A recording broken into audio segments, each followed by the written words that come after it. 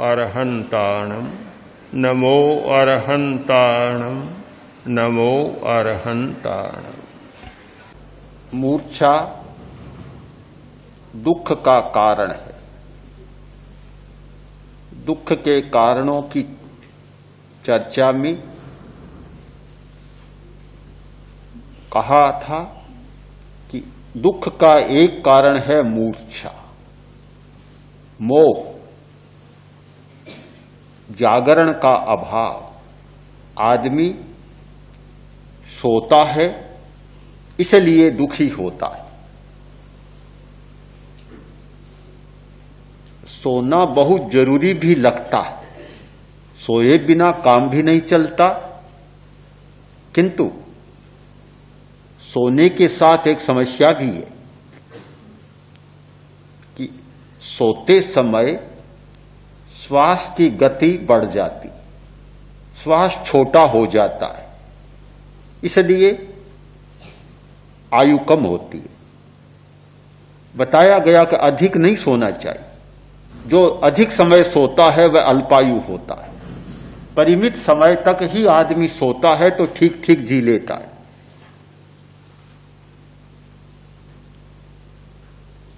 सामान्य परिमाण है 1 मिनट में 15 श्वास,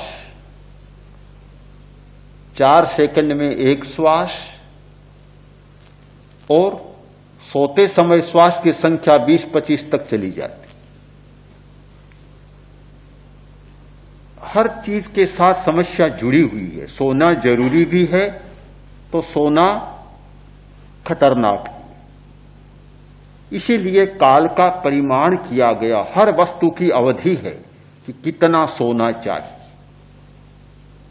10-12 घंटा सोना अल्पायु को निमंत्रित करना है। जो आदमी लंबा जीना चाहता है उसे सोने की सीमा करनी होगी। तो मूर्छित होता है वह भी सोता है। शायद मूर्छा भी जरूरी मान ली गई सामाजिक स्तर पर। यदि मूर्छा नहीं होती तो बच्चे का कभी पालन भी नहीं होता, कोई संबंध भी नहीं होता, कोई किसी वस्तु को ठीक ढंग से रख ही नहीं पाता। मूर्छा है इसीलिए सब प्रवृत्ति का चक्र चल रहा है। सारा प्रवृत्ति का चक्र मूर्छा के कारण चल रहा है। मूर्छा नहीं होती तो सोने को कौन इकट्ठा करता, कौन तिजोरियों में रखता, कौन हीरों को, पन्नों को, जवाहरात को इकट्ठा करता, तिजोरियों में रखता। जैसे पत्थर गली में ठोकर में रहता है, हीरा पन्ना भी वैसे ही रहता। तो फिर यह होता कभी मूल्यांकन नहीं है, कहां पत्थर और कहां हीरा, कोई मूल्यांकन ही नहीं है। किंतु मूर्छा एक ऐसी चीज है जो सबको अपने अपने स्थान पर बिठाए हुए है। एक फकीर के पास एक सम्राट आया। फकीर उसे जानता था। जब जाने लगा तो फकीर ने 10-20 कंकड़ उठाए। कंकड़ उठाकर और सम्राट के हाथ में रख दिए कि ले जाओ मेरे ये कंकड़। क्या करूं कि जब तुम मरकर जाओगे और अगले जन्म में जाओगे तो इन कंकड़ों को भी साथ ले जाना और वहां मुझे दे देना वापस। मैं तुम्हें मिलूंगा, वहां मुझे देना। वह बोला, महाराज आप कैसी बात करते हैं? क्या मरने के बाद कोई आदमी कोई चीज ले जा सकता है? कैसे ले जाऊंगा? यह संभव ही नहीं है। कि नहीं ले जा सकोगे? बिल्कुल नहीं। तो फिर प्रजा का शोषण कर और इतने हीरे पन्ने माणक मुक्ता तुमने इकट्ठे कर रखे। मैं तो सोचता हूं तुम इसीलिए कर रहे हो कि अगले जन्म में साथ ले जाओगे। अगर नहीं ले जा सकोगे तो इतनी मूर्खता क्यों कर रहे हो? सम्राट की आंख खुल गई। यह मूर्छा है, इसीलिए सब कुछ इकट्ठा किया जा रहा है। कभी कभी तो मैं सोचता हूं कि अगर मूर्छा नहीं होती तो समाज व्यवस्था भी नहीं चलती, समाज का चक्र भी नहीं चलता, परिवार भी नहीं चलता, कुछ भी नहीं चलता। माता कितना कष्ट सहती है बच्चे को पालने के लिए। क्यों सहती है? क्या लेना देना है? मूर्छा है इसलिए सहन करती है। मनुष्य स्त्री नहीं, वह तो समझदार होती है। एक कबूतरी, एक हिरणी, पशु और पक्षी, उनकी स्त्रियां भी कितना कष्ट सहन करती है। बच्चे के लिए क्या क्या करती हैं, क्यों करती हैं? ये मूर्छा है। अगर मूर्छा नहीं होता तो बच्चे की तो कोई गति ही नहीं होती। इसलिए यह तो नहीं कहा जा सकता कि मूर्छा सामाजिक प्राणी के लिए सर्वथा छोड़ने जैसी बात है या छोड़ सकता है। संभव भी नहीं कि छोड़ सके, और यह भी संभव नहीं कि उसको छोड़ने जैसा ही कहा जाए। जो कुछ आदमी ने बटोर रखा है, संजो रखा है, इकट्ठा कर रखा है, जो कुछ कर रहा है एक दूसरे के लिए, मूर्छा के कारण कर रहा है। अगर मूर्छा नहीं होती तो कौन बच्चों को पढ़ाता, कौन तैयार करता, कौन काम में लगाता? कोई मतलब ही नहीं होता। फिर तो बस अकेला अकेला ही होता। सब यदि विरागी हो जाते, विरक्त हो जाते, तो दुनिया तो नहीं चल पाती। आदमी चल पाता तो दुनिया कभी नहीं चल पाती। सैकड़ों सैकड़ों कष्टों को सह लेने पर भी आदमी सब कुछ चला रहा है, उसका कारण है मूर्छा। एक ऐसी मूर्छा है कि 1000 कष्टों को सह लेता है, फिर भी वह काम करता है।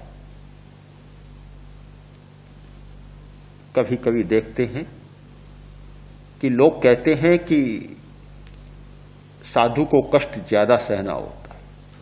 हम इसे उल्टा सोचते हैं कि साधु सन्यासी के लिए कष्ट बहुत कम है, एक गृहस्थ के लिए कष्टों का अंबार लगा हुआ है, कोई पारावार ही नहीं, इतने कष्ट है। पर अंतर इतना ही है कि जिसने थोड़ी मूर्छा छोड़ी है उसका कष्ट तो कष्ट लगता है, जो मूर्छा में जी रहा है उसका कष्ट कष्ट लगता ही है। आवरण है एक ऐसा आवरण कि जिसमें सारे कष्ट ढंक जाते हैं।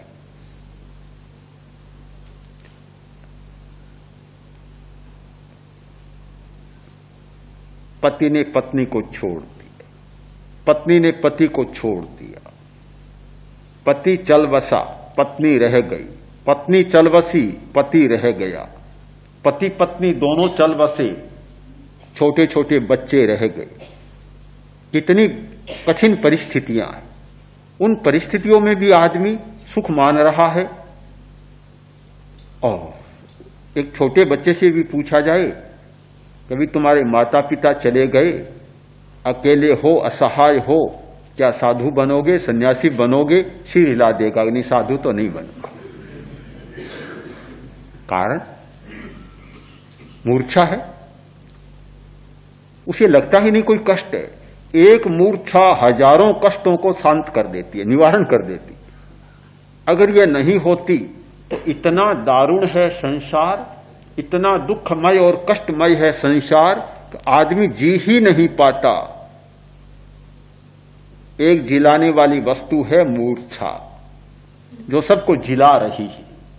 आदमी जी रहे हैं, मजे से जी रहे हैं।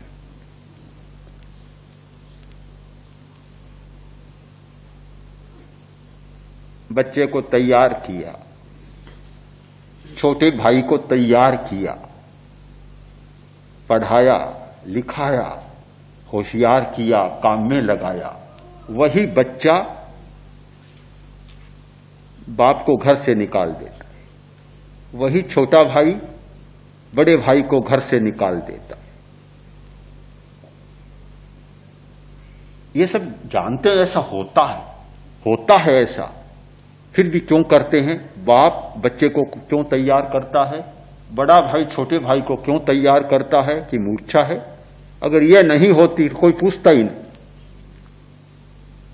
सारी घटनाओं के पीछे यदि कोई सबसे अधिक शक्तिशाली तत्व है तो वह है मूर्छा।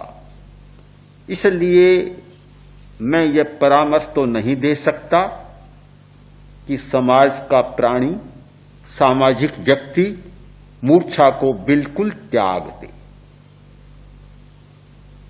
और परामर्श दूंगा भी तो अनर्थक होगा, सार्थक नहीं होगा।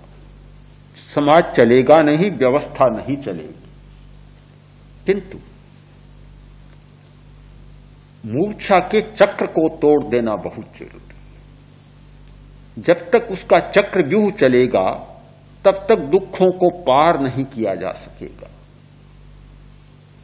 एक सीमा तो होनी ही चाहिए। प्रत्येक वस्तु की सीमा होती है, अति तो नहीं ही होनी चाहिए। ऐसा लगता है कि समाज को चलाने वाली एक कड़ी थी, उसको उतने ही रूप में नहीं रहने दिया, अनंत आकाश दे दिया। वह अनंत आकाश देना, अनंत आयाम देना, यह अहितकर हो गया। ध्यान को अगर मैं सार्थक मानता हूं तो उसका एक अर्थ है, और सबसे पहला, सबसे अंतिम और सबसे बड़ा अर्थ यह है कि उसके द्वारा मूर्छा का चक्र टूटता है। हमारी मूर्छा की जन्मभूमि है शरीर, जहां मूर्छा जन्म लेती है वह शरीर है। सारी मूर्छाएं शरीर में पैदा होती है। शरीर की मूर्छा के बाद दूसरी मूर्छाएं पैदा होती हैं। हम शरीर प्रेक्षा का प्रयोग करते, शरीर को देखते, शरीर को देखें। शरीर को क्या देखना है, आपने बहुत बार देखा है, किंतु शरीर को नहीं देखना है। शरीर के कण कण में, हमारे रोम रोम में जो मूर्छा का जहर भरा पड़ा है, उसे निकाल देना, इसका नाम है शरीर प्रेक्षण। उसको निकाल देना है।